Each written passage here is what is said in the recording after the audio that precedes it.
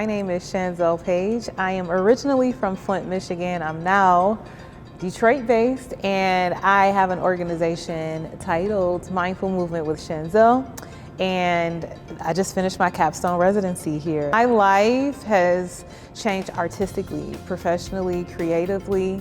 You can have all these great ideas and you can dream, but until you have the resources to make it possible, it's futile. Shanzell really had a visual idea of what she wanted and let everybody in the cast know exactly what she wanted from each of us. My experience with Shanzell was really exciting because I had never done such a huge residency with majority tap pieces. This is important because it gives Flint artists access.